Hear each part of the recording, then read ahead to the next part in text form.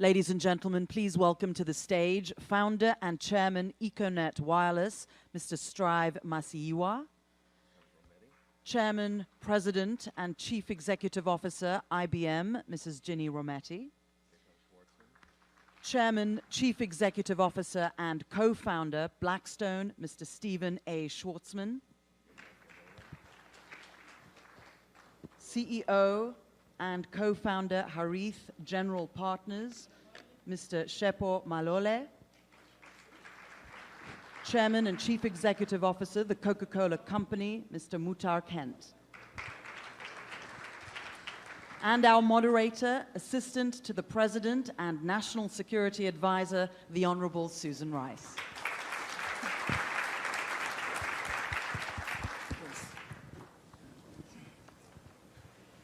Hello, everybody. Thank you so much for joining us. I want to join my colleagues in thanking the organizers of this event, in particular the Department of Commerce and Secretary Penny Pritzker and Bloomberg Philanthropies, and in particular Mike Bloomberg, for their extraordinary vision and collaboration to make this occasion as impactful as it is. I'm honored to be joined by such a distinguished panel to discuss Africa's infrastructure potential and Africa's infrastructure challenges.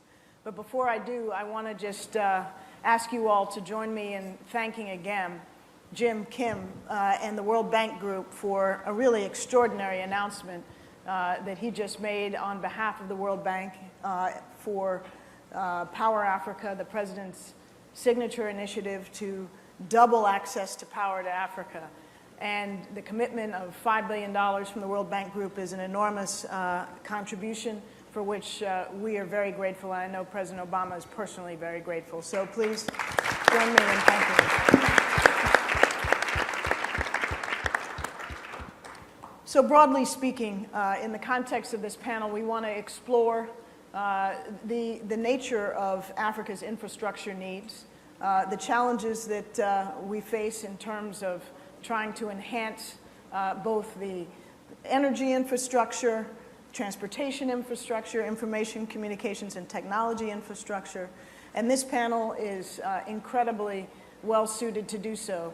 We have CEOs, we have investors, we have those that have specialized in every aspect of the infrastructure challenge. And what I'd like to do most of all is invite you all to share in particular the challenges that you see in terms of bringing greater infrastructure to Africa so that Africa's development is facilitated and supported, where in particular you see the opportunity for policy to play a role in strengthening Africa's access and opportunities in the infrastructure realm, and where you see the risk. And I know each of you are well suited to elaborate from your own perspective on that. Steve, I wanted to start with you. You run you have a global base of investors. You have become very involved in Africa of late.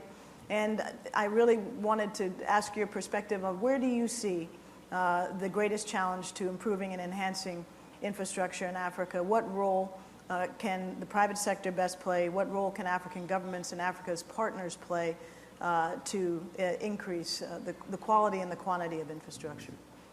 I think the people on the first panel actually did a pretty good job at laying this out, whether it was Jeff Immelt or someone else, that we've been doing infrastructure for a while in Africa. We completed building a dam in Uganda, and it comprises now 40% of the electricity. Lowered the price by about a third, and increased the GDP by about 60%. So the power of power is really very substantial. And from the perspective of sub-Saharan Africa, where 70% of the people don't have electricity, and for a lot of people in this audience, they understand that. For people who would normally be in the developed world, it's incomprehensible. And the continent's still growing at 5%. So if you imagined the $300 billion that was necessary to really electrify sub-Saharan Africa, it's a huge number, and it would make a huge difference. So I think anytime you have 5% growth anywhere in the world, you're going to attract private capital unless you try and stop it. And the returns should be there. But it's really the supply chain. It's about reliability of policy. It's about continuity in terms of policies from over time, because these projects aren't necessarily done within the lifespan of one administration. And if you invest the time and somebody else decides it doesn't want it, that's a risk. You also have the issues of rule of law, which is something that as investors, all of us need. If you don't have rule of law or security that you can't risk capital. And so there are a variety of things that governments can do which frankly are not difficult. You just need the will to do them, the support for new projects, and the probability that you get a significant uptake in your economic growth, the ability to increase employment, increase GDP per capita is quite high. If you could, Steve, elaborate a bit, obviously predictability, long-term policy development and sticking to those policies is critically important. But which kinds of steps can governments best take in Africa that would lay the right policy foundation once it was long-term, adhered to over the long term? Or do you see these policies being nationally driven, or are there regional efforts that could be taken that would be particularly useful within sub-regions, whether it's SADC, the East African Community, ECOWAS? I think regional things are much more difficult than national things. As we look at our own country or otherwise, it's hard for people to get together and agree. It's tough enough in one country. So I like to do easy things. I find they're hard enough. And a country has to figure out what it wants to do. Is it prepared to buy power? What kind of price? Is it prepared to guarantee you a spread over your supply? What is the supply? Is it plentiful? Will somebody make sure that happens? There are all kinds of things you can do to make a project easier.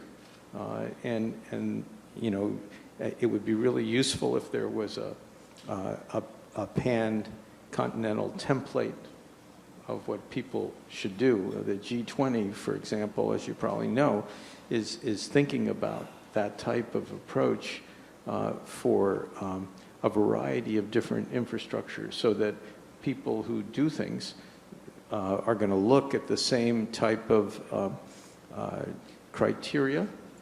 Countries will know what is the preferred outcome on those criteria, so you don't have to have the same negotiation over and over and over. So that's part of the global agenda, and I think it would work really well for Africa if you had regional groups, something like in Western South America, which looks like it's going to work pretty well. That would be great. There are so many countries in Africa that it can't be an easy thing to harmonize everyone's policy. If you could, even better, but it's a tough objective. Thank you. If I might, I'd like to go to Strive next. And your perspective, Strive, particularly looking at the industry that you've been most active in, communications, information technology, and give us a sense of how the opportunities there are evolving in Africa, and a sense of this question of whether you see the potential for regional collaboration and regional policies that can spur greater investment in infrastructure. Well, thank you, Susan. This conference is a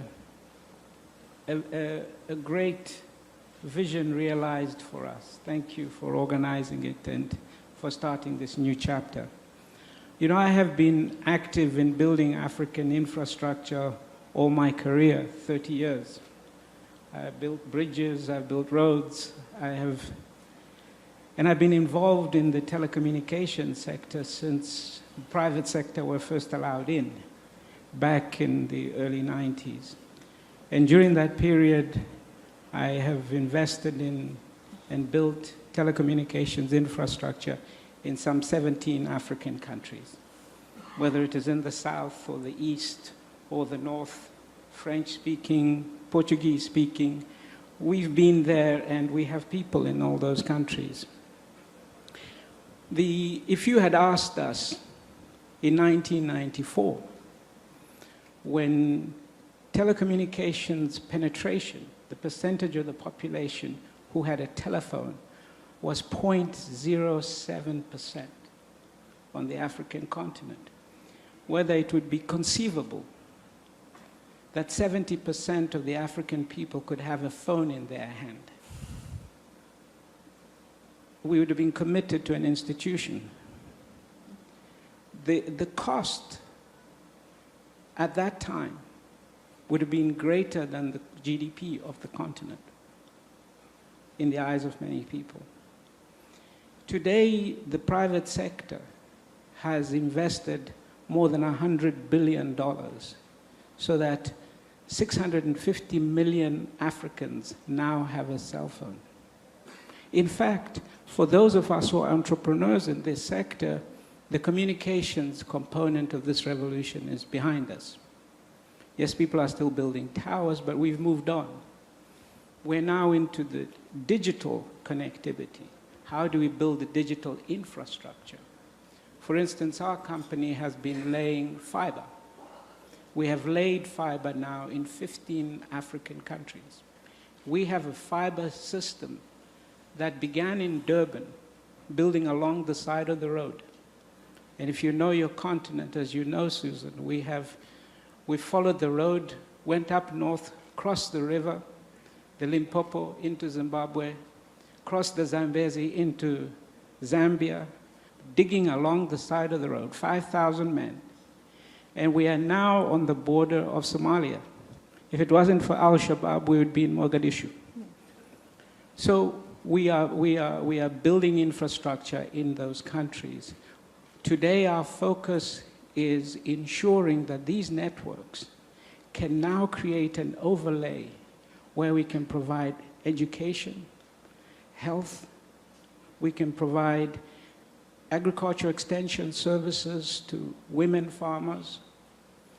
This is the future, creating digital jobs for young people so that we can employ the young Africans, as well as providing health support and other things. That it is as much an infrastructure today as it is to build the original physical infrastructure that we were building. And perhaps I'll stop there. Strive, if I might just ask you to elaborate, you have been a huge proponent of and investor in Africa's human capital, and particularly its young people. You've also been a great supporter of the Young African Leaders Initiative, which the President was proud to host last week during an extraordinary summit of our Washington Fellows. But your perspective as someone so deeply involved in the digital sphere as to how we can use both partnership between the United States and Africa and investment to promote skills development and skills transfer, which is a huge underlying objective of our partnership with Africa, and where the United States very much wants to take it. We want Africans, particularly the up-and-coming generations, to be extraordinarily competitive internationally and have the access to the skills and the education they need. How do you see the role of the private sector, and particularly information communications technology, in trying to support that? Thank you. You know, we look at schools and we look at the brick and mortar. Again, if we had to go out and build schools, we haven't got the resources today. We have to look beyond brick and mortar. The brick and mortar schools are an invention. We can use the technology we have today to provide education to children. The tools are already with us. We were talking earlier, and I know Jeannie will talk a little bit more about that, but the most important thing for us today that we've got to do is to educate, is to invest in our young people. As an earlier panelist said, 60% of Africa's population is between the age of 15 and 25.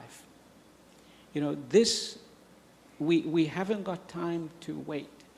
So we have to use this infrastructure that we have, not only to get children into school. 50% of the world's children that are not in school are in Africa. We have to get them into school, but once we've got them into school, we have to deliver the quality education that will help industry employ them. But even then, it's not enough. We have to look at making them entrepreneurs to create the next generation of industries. So this is where I think President Obama's initiative is so powerful. But it's also important that we have young Americans heading the other way.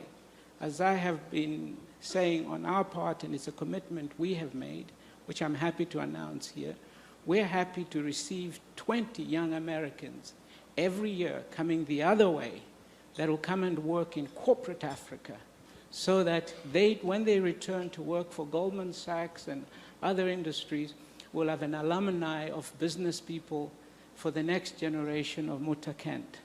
Thank you. Well, Mukhtar, if I might go to you.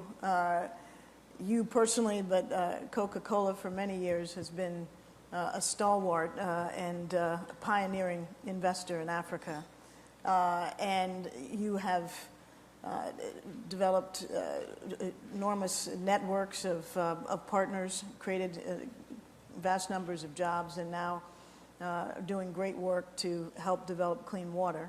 I'd like to ask you just to elaborate, based on Coca-Cola's experience, on both the infrastructure challenge, but also to share with us the partnership you have forged with the new alliance. Thank you, Ambassador Rice. And I also want to start by complimenting President Obama and the U.S. administration for this wonderful initiative. I think this has been something in the waiting, and it's come now, and I think it's a great time. So wonderful to be here at this occasion. My company has been honored to be part of the African community since 1928.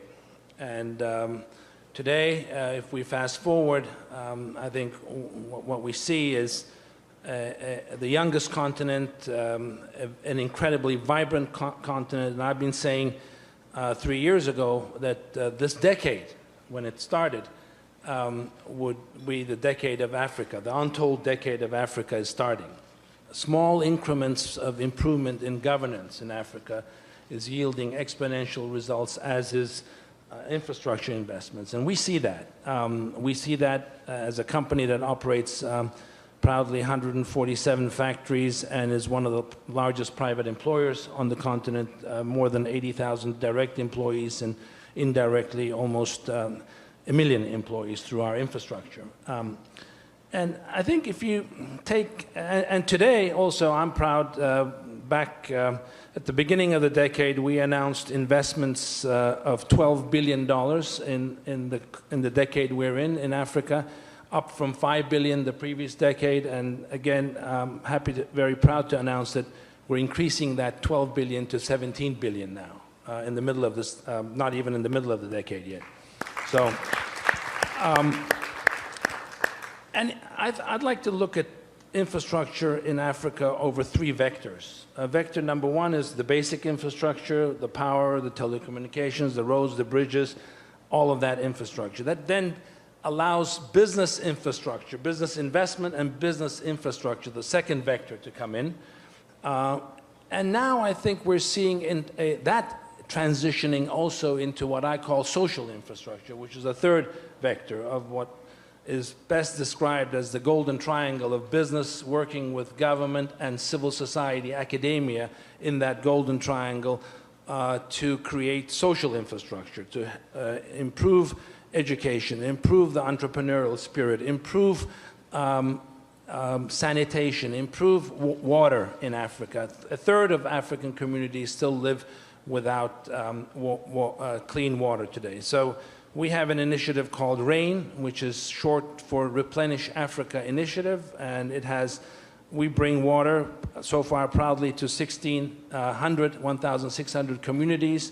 I'm proud to say we work closely with IBM on that project. We bring sterile vaccine-grade water with partners, with the IFC, with other Bill and Melinda Gates Foundation, other partners, co-investors into small villages, small towns, provide connectivity, solar power, and this unit that we've developed works with, again, solar power, 1,000 liters of sterile water generated from any water, no matter how contaminated the water is, working on solar power. And we need to scale these up. We're looking for partners. We're inviting partners to come and join us. I've talked to Strive about it, and I think we need to continue to scale these big projects from where they are. Then we have another initiative, which is the last mile, which again, we work with the Bill and Melinda Gates Foundation to take HIV vaccines with our own infrastructure, because we can go the last mile with more than tens of thousands of vehicles and micro distributors in Africa, which, by the way, most are women entrepreneurs. So that's part of our 5 million women to be empowered by 2020 initiative, which connects into the micro distribution network to take HIV vaccines to the last mile, to the villages. And we've increased distribution by 30% of HIV vaccines in just Tanzania alone through that initiative. And that's part of the commitment that we had with President Obama on World's AIDS Day 2+ years ago, to extradite women to child transmission of HIV by 2015, and we're on target. We will do that. So that's, again, really important initiative. Those are all the social infrastructure, the third vector, which I wanted to emphasize. And despite the gaps of basic infrastructure that Steve talked about, despite the gaps in business infrastructure, because there just is not sufficient foreign direct investment today in Africa. There needs to be more. And despite the fact that we still need to scale up all these great programs, I am extremely bullish about the future of Africa, the youngest billion and the most dynamic region in the world that I can see right now. Thank you. Thank you.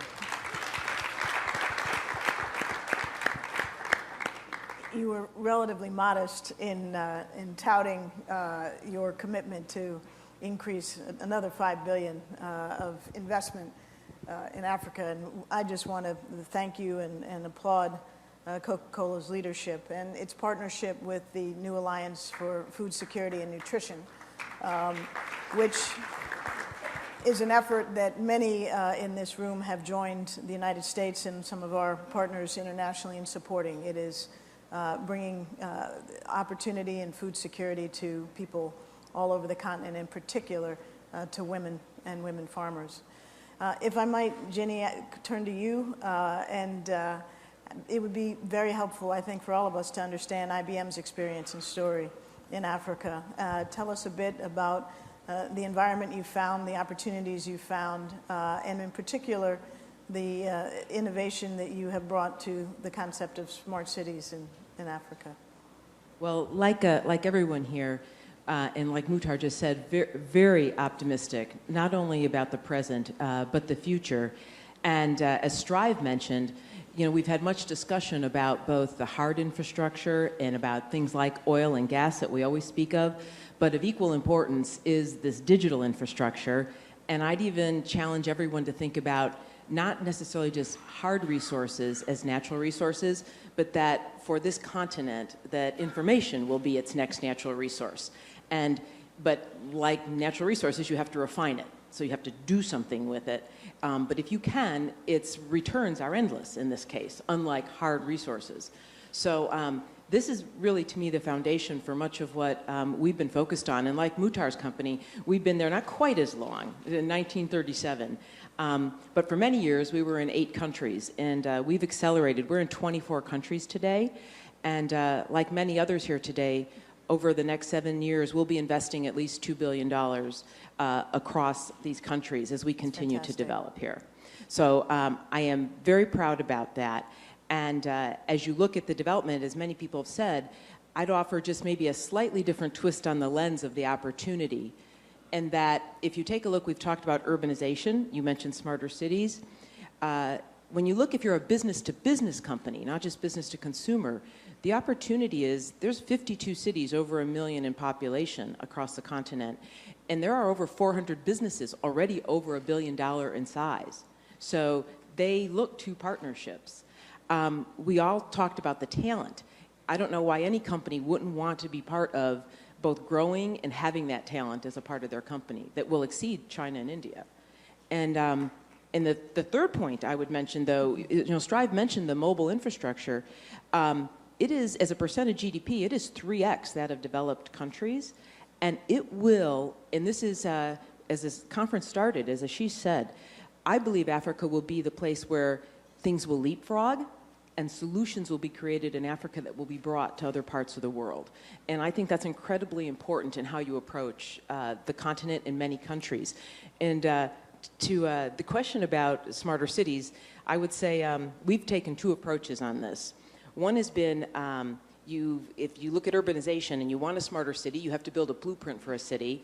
We've now done 200 projects across 10 countries, and in many cases, Strive, where you said to bring people from America there and vice versa, we've had 800 IBMers and from other companies as well join us on these projects. So you have 2-way mentoring.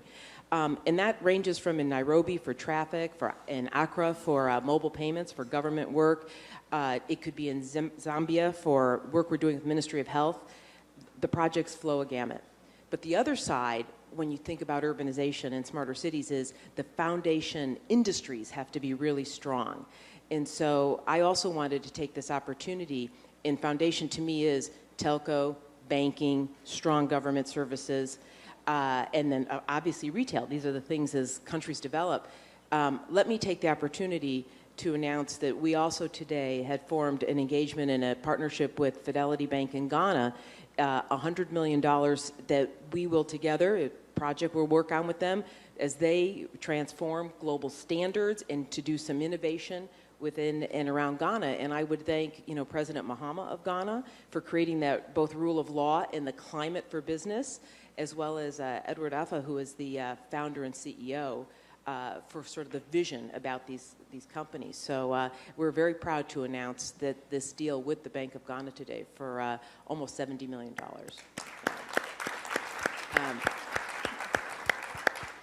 But together, I would just underscore out of all of that, the kind of work you can do in the cities, the opportunity that's there. I would just sort of latch on, if I could end on a point that Strive mentioned, which is about the skills in developing the youth. Because I do really commend President Obama and the team for the work on YALI, the work that's been done there. And it is a both public and private partnership.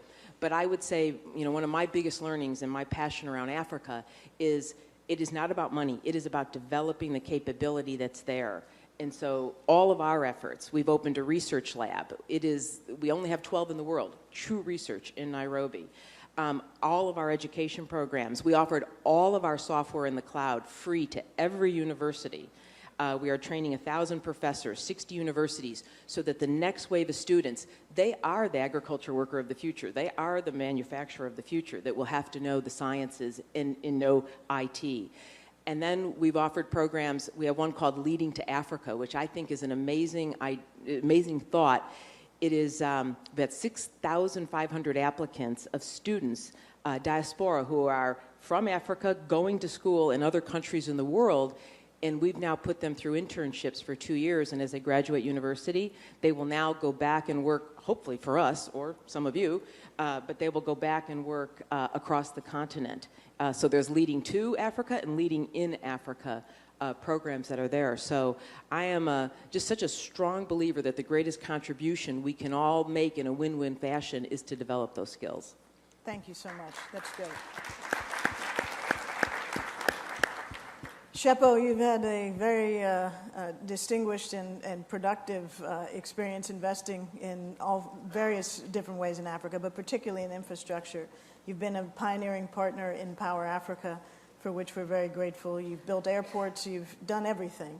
And it'd be very useful to hear your perspective on where the capital can come from, how we can attract more in the way of foreign direct investment in Africa's infrastructure, and what the United States role optimally ought to be. Thanks, Ambassador Rice. I think if, 6 years ago, if we tried to put into a room this distinguished type of people and be trying to talk about Africa, the conversation would be very different.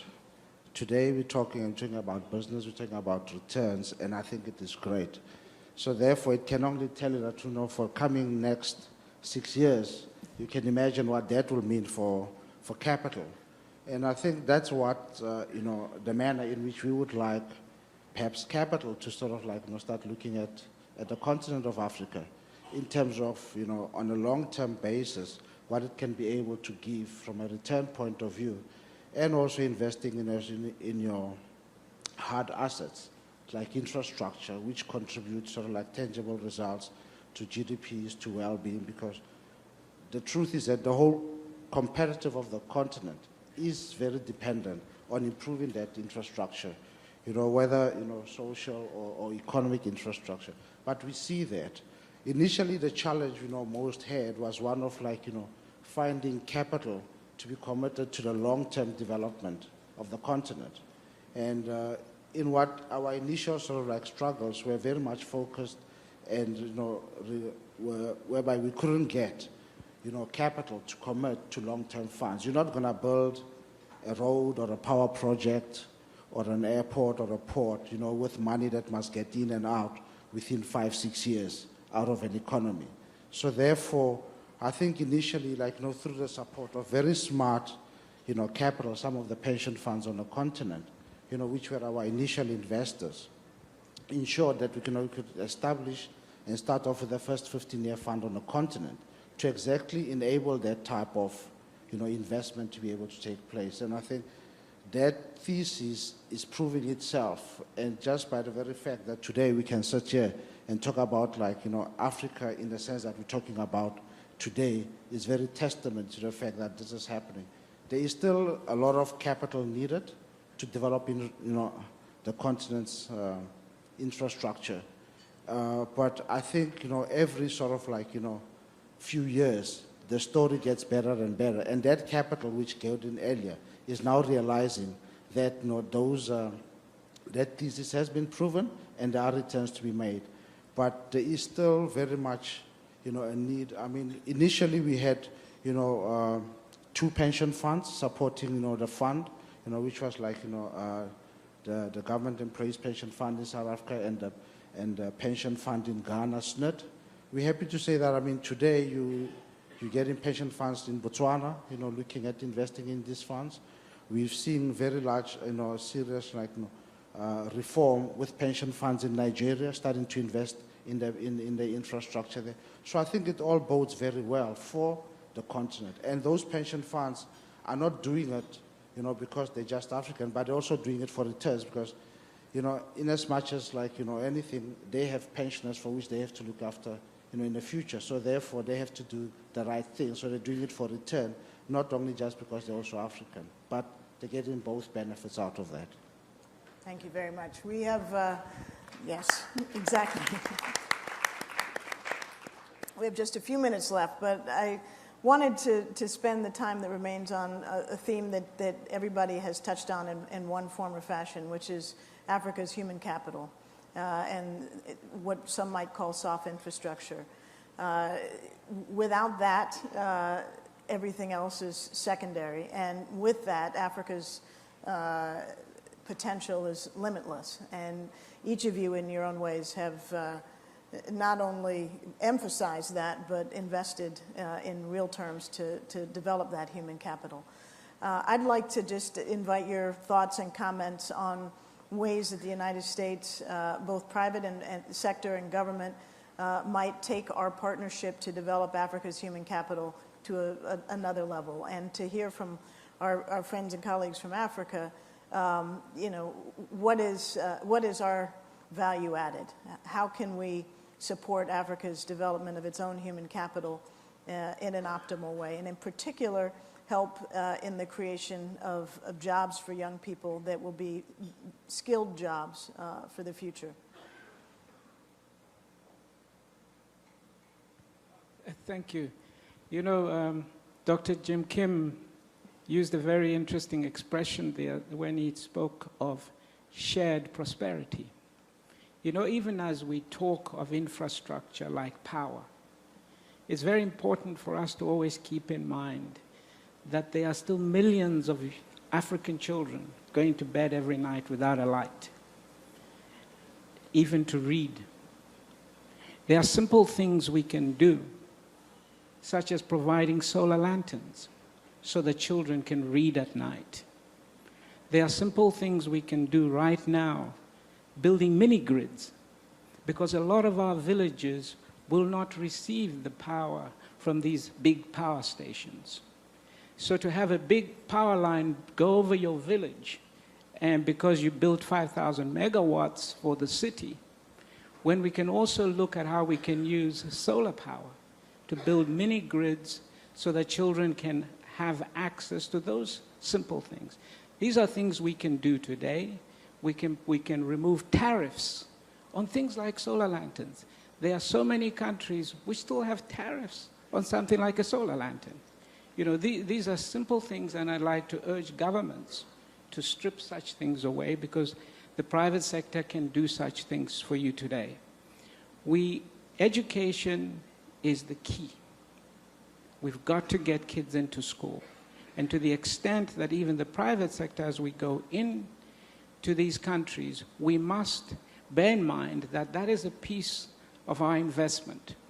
It's not so much about your own workers, but what can you do to get kids into school, even if you don't need them as employees?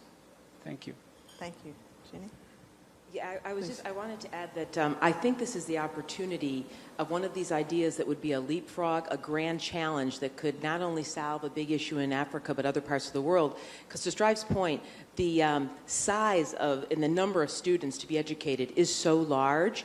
I think working together, this grand challenge of taking what you might call massive online open education, e-learning, to an entirely different level, joint public-private. We've started some work on this that's between, if you can understand a child's context, the way they learn, the behavior of their learning, you can really break through electronically with them on a scale that you could no chance have to do otherwise with teachers across a whole continent like that. And so this idea that we could have a great breakthrough on the grand challenge of e-learning coming out of Africa, I think is really quite real in the basis of a public-private number of different partnerships to advance that. I think with regards to the youth unemployment issue is a global phenomenon. And there's a need with regards to, in terms of like, from an African point of view, in addressing that, looking at some of like, you know, what sort of like other smart partnerships in terms of investment in social infrastructure, especially in terms of like education, what sort of like smart partnership with the private sector governments can get into to enable the growth within the education sector. But I think the new economy, investing in the digital age, that type of, that's what is needed, because the type of skills we have now, we're not geared up for that. But the need to be able to be competitive, you know, many years forward is going to need that type of realignment, what type of, you know, interventions we're putting in place. Thank you. One of the aspects is that I think we in business, we can help also raise the confidence of youth in Africa. I think that's a really, really important thing. If you looked 15, 20 years ago, brand Africa wasn't generally associated with always positive things, war, strife, conflicts. Today, I think there's confidence coming to the youth in brand Africa. And what is a brand? Brand is a promise well kept.